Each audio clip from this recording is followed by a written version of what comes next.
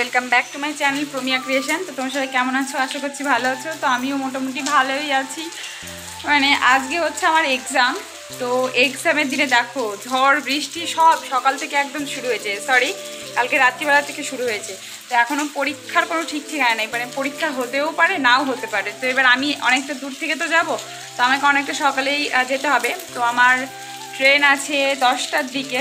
তো সকাল 9টায় একটা ট্রেন ছিল, ওই ট্রেনটা প্রত্যেকবারই আমি ওই ট্রেনটা ধরি, কিন্তু আজ ধরলাম না কারণ বৃষ্টি হচ্ছে, ঝড় হচ্ছে, তো ওই জন্য। তো 10টা 6 আমার ট্রেন আছে। তো রেডি সেডি হয়ে বসেছিলাম। তো স্যার ম্যামদের ফোন করছি, তো ম্যামরা এখনও বলতে পারলো না পরীক্ষা হবে কি না হবে, মানে মাঝামাঝি অবস্থায় দাঁড়িয়ে আছেন। দেখো বাইরের অবস্থা দেখো, একদম ঝড় বৃষ্টি সব। আমার ফোনের ক্যামেরায় কতটা বোঝা যাচ্ছে কি জানি, দেখো তোমাদের পিছন ক্যামেরায় দেখাচ্ছি, ঠিক আছে? আর তোমরা ভিডিওটা দেখতে থাকো, আশা করছি ভালো লাগবে। আমি পরীক্ষা দিতে যাব, তো কোথায় কি করি না করি, কিভাবে যাই সেটা শেয়ার করবো। তো দেখতে থাকো পুরো ভিডিওটা। তো এই যে বন্ধুরা দেখতেই পাচ্ছ কত জোরে জোরে বৃষ্টি হচ্ছে। আর আজকে না রিমেল ঝড় আসার কথা, তো তোমাদেরকে হয়তো সতর্ক সব জায়গাতেই করে দিয়েছে। তো দেখা যাক কীরকম কি ঝড় আসে। তো যাই হোক, এদিকে দেখো আমি রেডি হয়ে গেলাম, কারণ আমার 9টার দিকে ট্রেন আছে। তো ভাবলাম 9টার দিকে ট্রেনটা আর ধরবো না, একেবারে 10টার দিকে ট্রেনটাই ধরবো। তো মানে কি বলবো, এরকম যে একটা দিনে আমার এরকম একটা অবস্থা হবে আমি কল্পনাও করতে পারিনি। মানে আমার জীবনে না শান্তি বলে কিছুই আর থাকলো না।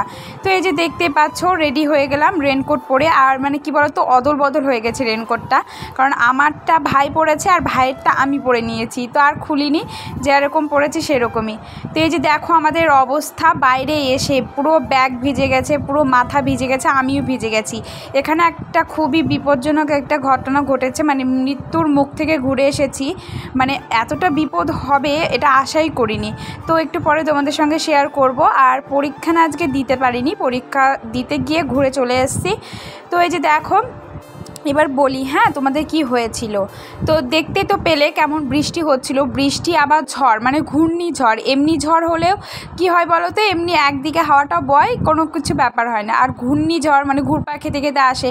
আর এমন ঝড়টা দিচ্ছে হাওয়াতে কি বলবো। তো বাইরে তো বেরিয়েছিলাম, তারপর ভাই আবার গাড়িতে করে মানে স্কুটিতে করে আর কি আমাকে বাসে তুলে দিতে গিয়েছিল। তো বাসে যাওয়ার আগে ঘাটের ওই দিক দিয়ে গেলে আমাদের সুবিধা হতো আর কি, মানে একটু তাড়াতাড়ি পৌঁছাতাম। তো ওই জন্য আর কি ঘাটের ওইটা দিয়ে গিয়েছি। তো ঘাটের ওইটা দিয়ে মানে কি বলবো, এতটা মানে বিপদের মুখে পড়তে হয়েছে আমাদের, মানে মানে একদম মানে পুরো অবস্থা আমাদের খারাপ হয়ে গেছিলো, মানে মাঝ রাস্তায়। তো ঘাট পার হয়েছি সাঁকু দিয়ে। তো সাঁকুর ওই জায়গাটায় মানে ঘূর্ণিঝড় একদম এত জোরে জোরে হচ্ছিল যে পুরো থমকে গিয়েছিলাম আমরা। মানে আমি তো চুপচাপ এক জায়গায় বসে গিয়েছিলাম, মানে সাঁকুর উপরেই, আর একটুখানা হলেই মানে নিচে একদম জলে পড়ে যেতাম। আর আমি সব থেকে বড় কথা কি বলো তো, সাঁতার কাটতে পারি না। মানে আমার এটা ভেবেই আমার ভয় লাগছিল যে মানে কি হতো। আবার ওদিকে ভাই স্কুটি পার করাচ্ছিল, মানে সাঁকুর উপর দিয়েই, মানে যে বাসে সাঁকুগুলো হয় না ঘাটের মানে ঘাটের উপর দিয়ে যাওয়া রাস্তার জন্য করা থাকে সেতু টাইপের, তো ওইগুলোর উপর দিয়ে। তো ভাইও স্কুটি নিয়ে পার হচ্ছিল ওটা দিয়েই। তো ভাইয়েরও অবস্থা পুরো আমি চোখের সামনে দিয়ে দেখেছি, মানে স্কুটিটা পুরো একদম সাঁকুর যে মাঝখানে আছে সাইডে চলে যাচ্ছে। মানে আর একটু ঘূর্ণিঝড় যদি হতো না, মানে পুরো আমরা একদম ঘাটে একদম জলে পড়ে যেতাম। তো ভাগ্যিস এটা অনেক আল্লাহর শুকরিয়া, মানে আল্লাহর একটু মুখ পানি চেয়েছিল বলে মানে একটু বেঁচে গেছি একটুর জন্য। মানে এতটা বিপদ হবে আমরা কোনো দিনও ভাবিনি, মানে আর জীবনেও ওরকম ঝড় বৃষ্টির দিনে বাইরে তো বেরোবোই না। আর বাইরে সত্যি কথা বলতে আমরা বেরোতেমই না, কারণ পরীক্ষাটা ছিল বললে এমার্জেন্সি হিসেবে আমরা বেরিয়েছি। মানে সকাল থেকে তো আমাদের ঠিক ঠিকানা ছিল না, মানে পরীক্ষা হবে কি হবে না, ক্যান্সেল হবে কি হবে না এরকম। তো অনেক স্যার ম্যামকে ফোন করে জিজ্ঞেস করার পরে ওনারা বললেন যে হ্যাঁ পরীক্ষা হবে কনফার্ম। তো আমরা বললাম ঠিক আছে, তাহলে পরীক্ষা যেহেতু হবে তাহলে তো যেতে তো হবেই, যত কষ্টই হোক না কেন, পরীক্ষা তো আর ক্যান্সেল করা যেতে পারে না।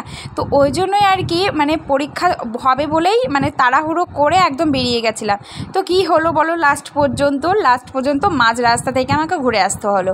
মানে বৃষ্টিতে তো আর ভিডিও করতে পারিনি, মানে ওই বাসে উঠেছিলাম, বাসে গিয়ে আমাকে পলাশী স্টেশন থেকে ঘুরে বাড়ি আসতে হয়েছে। এটা হচ্ছে মেন কথা, বুঝতে পারলে? মানে এতটা কষ্ট করলাম, তো কষ্টের কোনো মানে ফল না পেয়ে মাঝ রাস্তা থেকে ঘুরে আসতে হলো। হয় যদি পরীক্ষাটা হয়ে যেত তাহলে খুবই ভালো হতো, না এত কষ্ট করে আসলাম যেহেতু পরীক্ষাটা হয়ে গেল খুব ভালো হলো। আর পরীক্ষাটা হলো না যেহেতু মানে মাঝ রাস্তা থেকে অত কষ্ট করেও আবার ঘুরে আসতে হলো, মানে হয়েওছে ঘুরে আসতে।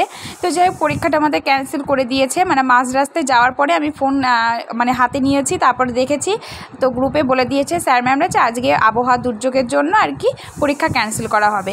তো পরীক্ষা ক্যান্সেল করে দিয়েছে ওই জন্য। আর ভাইকে না আমি কি বলতো ওই ঘাটের ওইটা দিয়ে বাড়ি যেতে আমি বারণ করে দিয়েছিলাম। আমি ওকে বলেছিলাম তুই যত কষ্টই হোক না কেন তুই একদম বাজার ঘুরে তারপরে বাড়ি যাবি। তো ভাই রীতিমতো সেই করেছে, মানে আমাকে বাসে তুলে দিয়ে ভাই বাড়ি চলে গেছে। আর আমি ওদিকে মাঝ রাস্তায় গিয়ে ভাবছি ভাই না গেলেই ভালো করতো, আমি আর ও একসঙ্গে বাড়ি চলে যেতাম।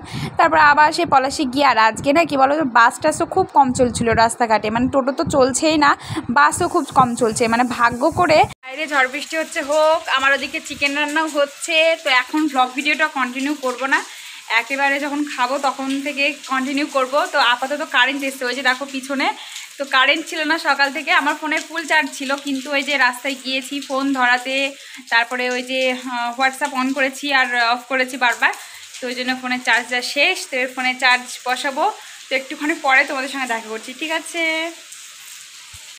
তো এদিকে দেখো তারপরে বাড়িতে চলেই এসেছিলাম। তো বাড়িতে আসার পথে আমি ওদিকে দোকান থেকে বাজার থেকে মাংস মানে চিকেন কিনে নিয়ে এসেছিলাম। তো বাড়িতে এসে আবার চিকেন রান্না করলাম, কারণ বৃষ্টির দিনে মানে উল্টোপাল্টা জিনিস আর খেতে ইচ্ছে করছিলাম, ভাবলাম যে চিকেন করব আর ভাত করব দিয়ে খেয়ে নেবো।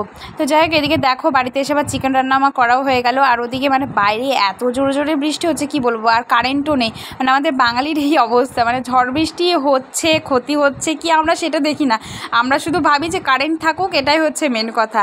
আর এখন সেটাই হয়ে গেছে ব্যাপার। তো এদিকে দেখো আমি খাচ্ছি, মানে ভাত টাত সব রান্না করা হয়ে গেছে, এখন চিকেনটা রান্না করা হয়ে গেছে। চিকেনটা আজকে না খুবই টেস্টি হয়েছে, মানে ভাইও বললো খেয়ে বললো খুবই টেস্টি হয়েছে।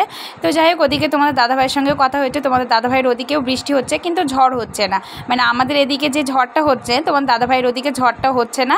তো যাই হোক এদিকে খাওয়া দাওয়া করে দেখো একদম বসে পড়েছি, আর চুলটা পুরো ভিজে গেছিলো। হ্যাঁ আমার তুই বর্ষা বিকেলের ঢেউ, তুই আমার কাছের কেউ, তুই চাদরে ওড়ানো রাত, তোকে দেখতে পেয়েছি হঠাৎ, তুই বর্ষা বিকেলের ঢেউ।